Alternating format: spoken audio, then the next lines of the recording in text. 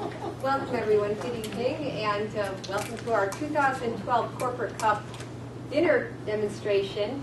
Assisting us tonight is Chef PJ, who has prepared the menu and will be pleased to demonstrate his process for reducing fat and still keeping the flavorful and nutritious value in the meal that you'll be eating tonight. But again, happy to have you here at Griffin Hospital. As Jack was chatting tonight, we're emphasizing what a great event this Corporate Cup is.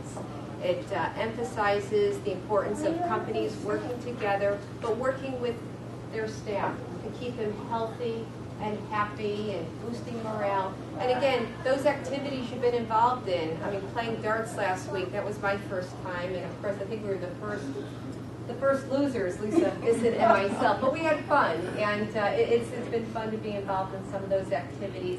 And of course, my favorite activity is eating. And it might be my background being a registered dietitian, but again, nutrition is key. You are what you eat, and tonight we plan the menu to kind of emphasize the importance of that. So I will let PJ describe what you'll be eating tonight. You want to review the menu, and then, but I think you'll enjoy it, and there'll be time for questions, and I hope you'll find this evening enjoyable and tasty as well. So, PJ, Chef Thank PJ. you. Thank you. Good evening, everybody. My name is PJ. I'm the executive chef here at Griffin Hospital, and I'm fairly new here. It's been about a couple of months here now. I've been doing a couple of functions like this, on and off. So this is my first time doing for the Corporate Cup. What you see right now, what you have in front of you is it's a regular menu, off the internet. Anybody can go and print it. The reason I did that was because so you can see the difference. What's on that menu, it's a pretty simple menu. It's all it got is it's chicken breast, a little seasoned flour. You got some eggs, beaten eggs, with a little bit of Parmesan cheese. So you dip it in the chicken in the flour. Put in the egg batter, and you can fry it. You can use any kind of vegetable oil. It's called like high flaming point. Like you can use canola oil, olive oil, whatever you prefer. It's a health concern, whatever whatever you acclimated with. A little bit of white wine, butter. I like to use a little bit of fresh chicken stock is what we make here. So I use fresh chicken stock. If you don't have that at home, no problem. You can use a low sodium chicken base. You can always cut it down with the water, so it's not as so you don't have a lot of carbs or any salt or extra minerals that you don't need. But I use fresh chicken stock here. So if you look at the recipe, chicken franchise, nothing to do with France at all. Somebody in New York made it because New York is a lot of things came out of New York, like the New York strip steak, Delmonico, chicken franchise. So somebody just experimented and came up with the name. And it's not a French cooking at all. Simple, home style.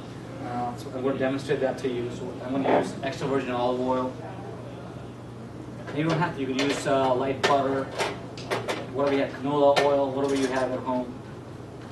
So what I do is I take the chicken breast and I pound it down a little bit so it's nice and tender.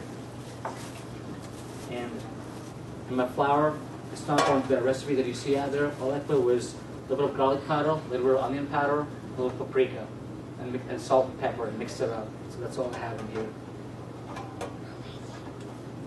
And Chef PJ, while you're flouring that, you mentioned pounding the chicken breast. I know one thing I'm always conscious of is salmonella and not having that chicken all be running in my sink and then I'm touching other food. So from a food safety standpoint, what I find, I see you had some saran wrap. Put that chicken in between saran wrap and then use a potato masher and mash it. That way you're not getting the juices all over your counter, all over your sink. They also advise not rinsing your chicken. Just go ahead and utilize it so you're not spreading that all through your kitchen and you clean up part of it. I keep it right back in the same saran wrap that it was in the original. Yep. So instead of eggs, what I use today is the no fat, no cholesterol egg beaters. And I bet you the one I have here has egg beaters too. You won't be able to tell the difference. And it's great. It's healthy. You don't really have to use whole eggs. But I use the Parmesan cheese. The reason why I use flour in there is so that it holds the batter together, and so it sticks together with chicken. That's the reason why I use egg batter. And also, it gives a little bit of flavor. Could you use just egg yolk, the egg whites, and not the yolk? You could, but then it won't have that much flavor. Okay. Because egg yolk is all albumin, it doesn't have much flavor to it. So, but if you use beaters, it's better that way. Mm-hmm. So you have no fat, no cholesterol. So you get fat-free, no cholesterol beaters out there, and it works just as great. I've done a couple of demos at the cancer center. The recipe called for eggs or something like that. I always substituted it. When I was making the pudding, I used yogurt instead of using milk. Yogurt gives a little bit of body to it and it's healthy. So the only secret to it is when you use certain, there's a technique of using stuff. And there's no recipe you can say this is a right recipe or a wrong recipe. Everybody is right in their own way. It's whatever you want to use. That's the technique that you use. So I take yogurt and I beat it up so it's nice and smooth. Then I mix it with the pudding. So there's different ways how you can substitute meals. You don't really have to use eggs, or you really don't have to use whole milk and stuff like that. There's ways around it. Like I have dessert we have here today. There's a yogurt parfait with fresh berries, and we make a homemade granola. So we don't buy out of the shop. We just make our own fresh oats, barley oats, and then we make it ourselves here. So it's a long process, but it tastes good. So it's about, say about a minute or so on each side, and I'll put it right back on the other side. The total process takes about 3 to 4 minutes, depending on the thickness of the chicken. Just because I said 3 minutes doesn't mean if you have a thick chicken, we say, oh yeah, I saw the demo, and it was only about 3 minutes, and then you end up coming up with raw chicken. So usually you sear it off, and then I make a sauce. You can make a sauce right out of the pan, or you can make it on the side. All I use is chicken stock, bring that to a boil, a little bit of white wine, a little knob of butter, because it gives a creaminess to it, and you make a slurry with cornstarch, and you thicken it first. Take fresh squeezed lemon juice, I squeeze it right in there, and let it come to a boil, put it on a low boil, low simmer, and let it cook for about a good 5 minutes to see come a nice and creaminess to it. And I just use fresh chopped parsley. That's it. Simple. Now, Chef PJ, if I decided to make this on the weekend, maybe cook this in advance and then freeze it in like a freezer bag, how will the quality be?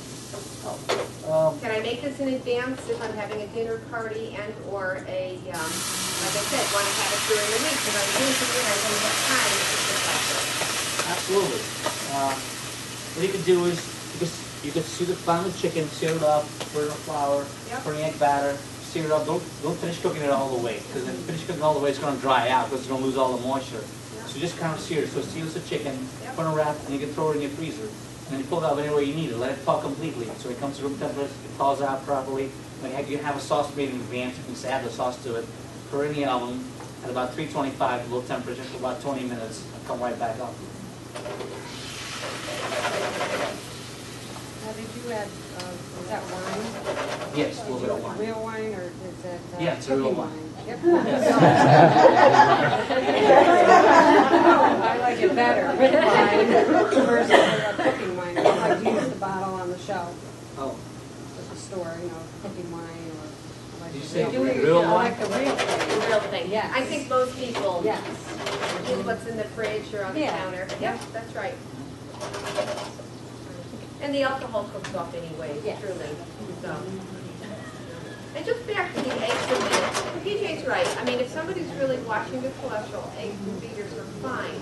But, having just bought like 18 eggs for $1.50 yesterday, Yeah, that's right. So I think for those of you that were here for the breakfast meeting, we talked about eggs and the controversy of health. Eggs are a very healthy, inexpensive source of protein.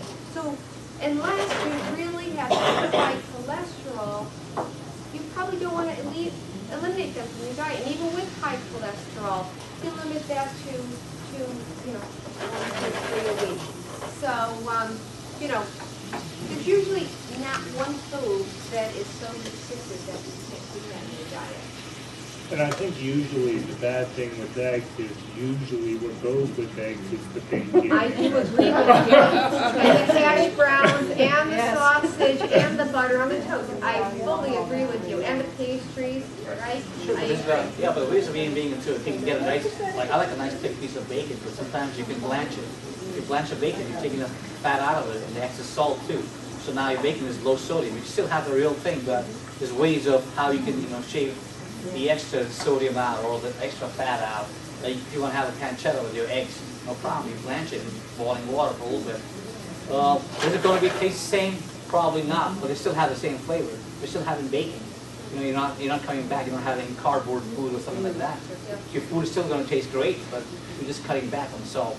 So it's a great way. It's just, like I said, it's just techniques. You know, like hot water, blanch it for a little bit. You're going to wash up all the fat, the extra sodium in it, and you can chop it up, put it in the eggs. It still tastes like bacon.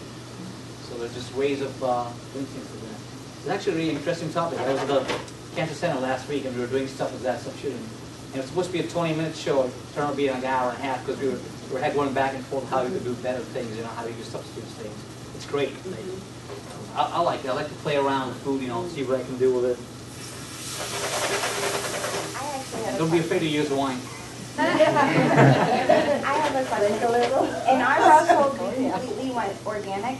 We do not have any refined sugar or flours in our home. So what kind of flour can we use to substitute white refined flour? We use cake flour because it's gluten-free. It's healthy, and it's really, it doesn't have chewiness. If you want to make pasta out of it or any cake out of it, that's the best way to go because it's really light. Do you make any pastas at home or any stuff like that? We stay away from it. Okay, anything you made out of flour that you substitute with cake flour is great because it's gluten-free and it's already light. You will notice the difference. If you make gnocchis or tagliatelles or spaghetti, whatever you make out of it, it's really light and airy, and you won't really eat that much because for the weight, you know, you're cooking less, so the yield is more too. So How about like a spelt flour or brown rice flour? Because we won't use cake flour either. yeah, brown rice flour is good. Yeah, brown rice flour is good. Okay. Yeah, absolutely.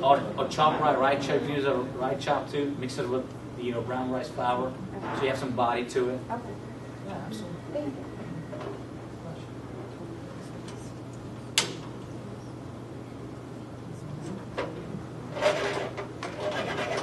I'm almost done here. So it's it looks almost the same as the one you see in your shaping dish over there. Comes out a bit creamy because of the butter. You reduce it. All you gotta do is to reduce it down. So when you reduce it down, the butter makes it smooth and velvety and silky. And I don't know if you can smell that aroma.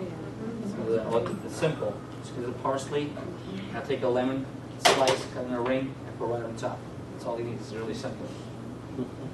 Any questions? Yeah.